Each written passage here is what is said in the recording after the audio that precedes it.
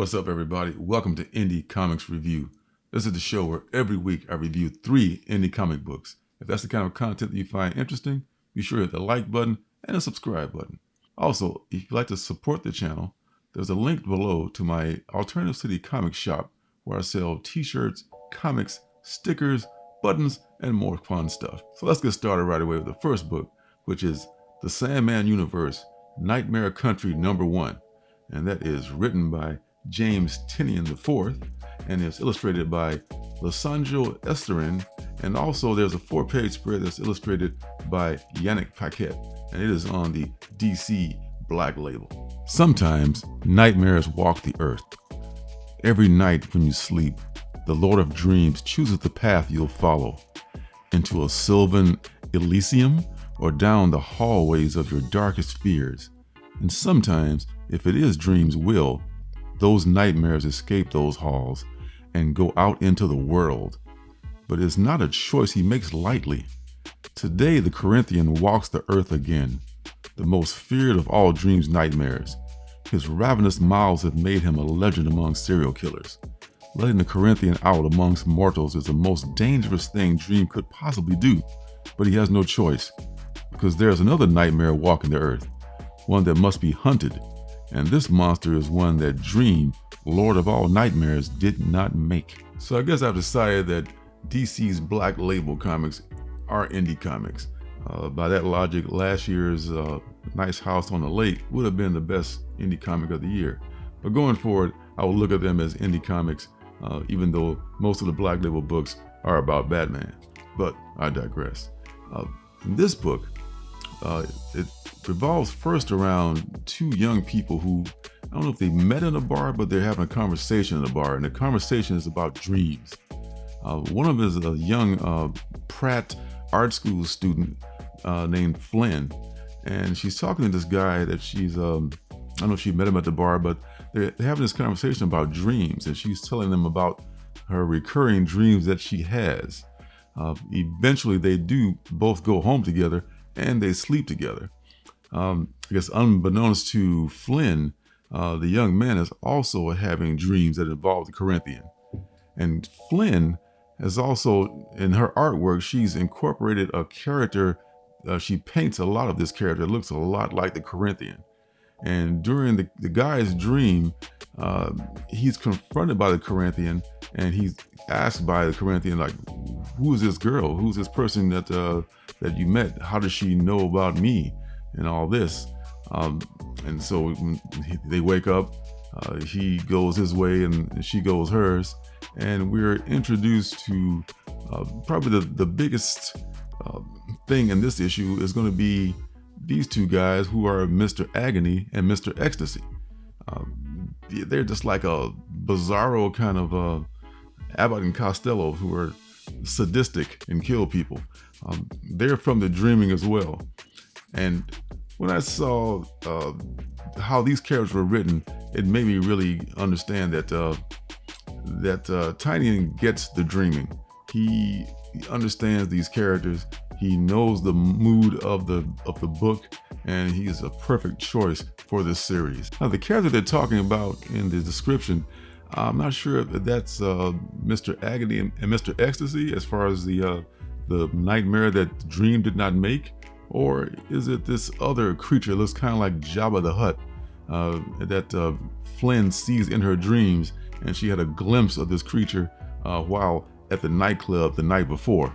I'm really excited about the Sandman coming to television very soon, and on the heels of that, here's this series with James Tynion, the best writer in the business right now, doing a Sandman Universe series. This is something that I think that many people who don't even read comics would love this series. Just like some of the other things that he writes, Something's Killing the Children and Department of Truth. This is another big win for Tynion, I think. Man, 2 thumbs way up for this. I'm all up over this. I will be following this series, and I can't wait to see what happens in the next issue. The Sandman Universe, Nightmare Country #1. Pick it up. The next book is Cherry Blackbird #1. It is written and illustrated by Joseph Schmalke, and he also does the cover art, and it is on the Black Caravan label. Rock star Cherry Blackbird sold her soul for fame. Now at the age of 26, time is running short. The day she turns 27, she'll be dragged to hell.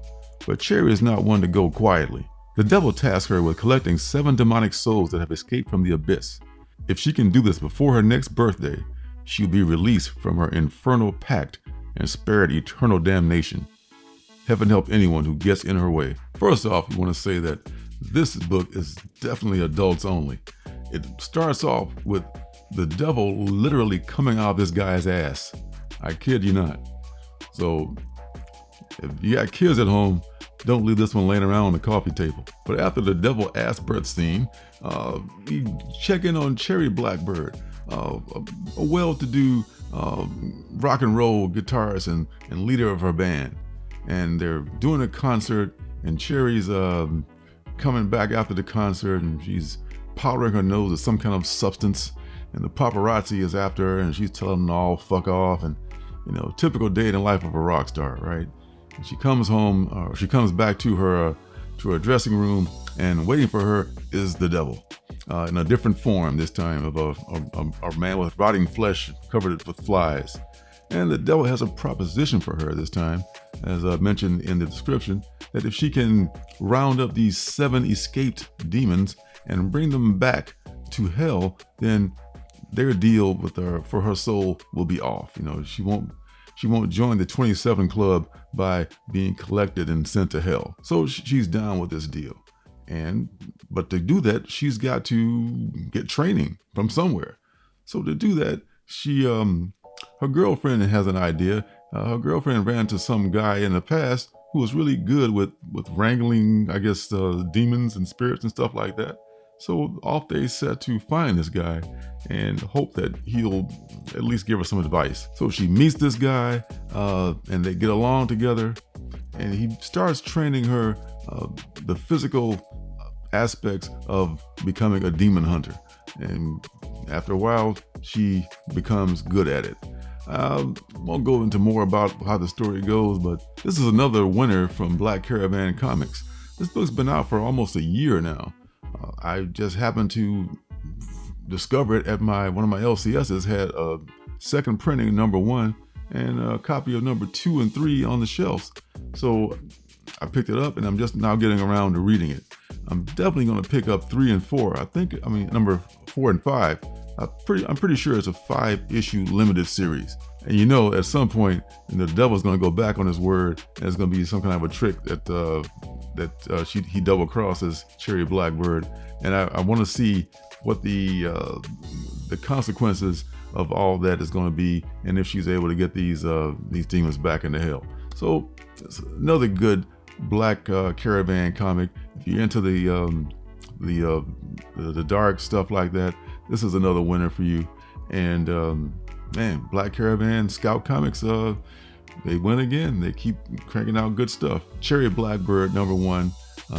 Check out the whole series. Not sure if it's in trade yet, but the single issues are still out there. As I said, I was able to find, if I can find them where I am, I'm sure that people can find them almost anywhere. Cherry Blackbird is a good comic.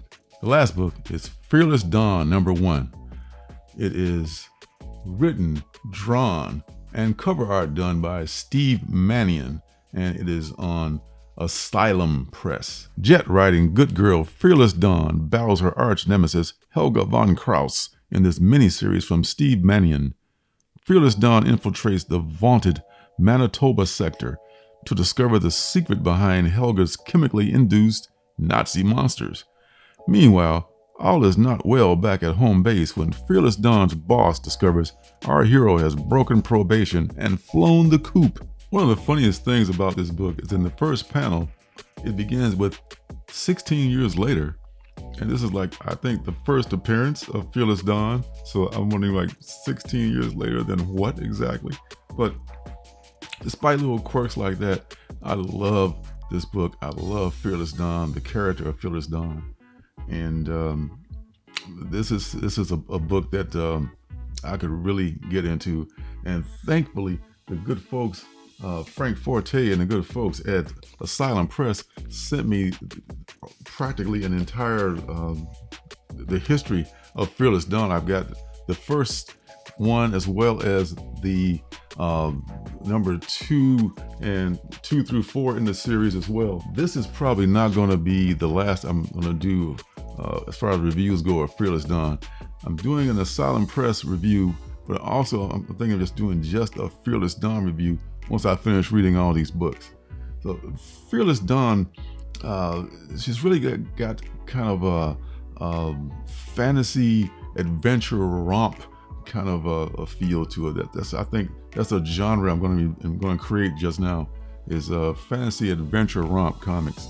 And this character, as well as other characters such as Eric Powell's the Goon, is kind of that same mode as Fearless Dawn. The similar kind of lighthearted feels, taking what could be dark subjects and just making them just these lighthearted adventure romps where you go along with the characters who are not only just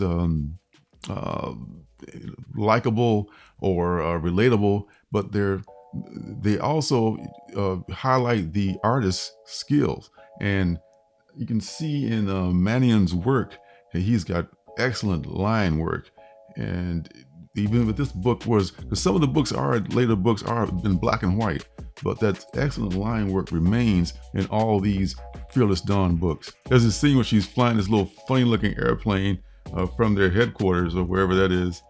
And the airplane, she flies it into the building in Manitoba, and she's fighting Nazis. You can make Nazis lighthearted. This is quite a not an easy task to do. Oh, and she's fighting her nemesis Helga von Kraus, which is like for a Nazi, you almost forget that she's a Nazi because it's such a a lighthearted kind of a cheesecakey kind of a flashback to almost the comics of the 1940s. That's what it kind of evokes in the style that that Steve Mannion does, and it's taking that style and updating it and making it his own.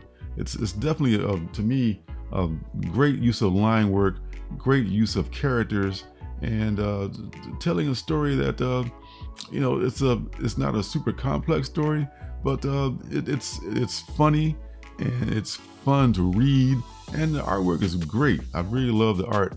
As I said before, Fearless Dawn, this whole 4-issue series looks great. Can't wait to finish reading the whole series. This was first printed in 2009, so it's about 13 years old or so. You can look around, you can find these books here and there, and if you can find them, I definitely recommend picking them up. You can probably go to Asylum Press's website. They might have some issues of this book, and I'll leave a link below to their website. Yeah, Fearless Dawn is a bit like Tank Girl, except Tank Girl is a little bit more punk, whereas Fearless Dawn is a little bit more cheesecakey. She's just as much of a badass as Tank Girl, but she just does it while doing the whole pinup girl kind of a pose thing, which is just highlights Steve Mannion's art. Steve Mannion is definitely a good cartoonist, and I love his work on this book. And I'll be doing another review down the road of all the Fearless Dawn books once I finish all of them. It's quite a series, so I look forward to finishing that. So that's going to be all for this Indie Comics review. I'm not doing Artist Alley this week. Probably work one in next week. But I just wanted to focus on these artists this week. So if this is the kind of content you like, be sure to leave a like, hit the subscribe button, and turn the notifications on if you'd like to know when I'm making another video. So until next week, I'll see you guys in the funny papers. Hey, don't forget to subscribe and leave a thumbs up.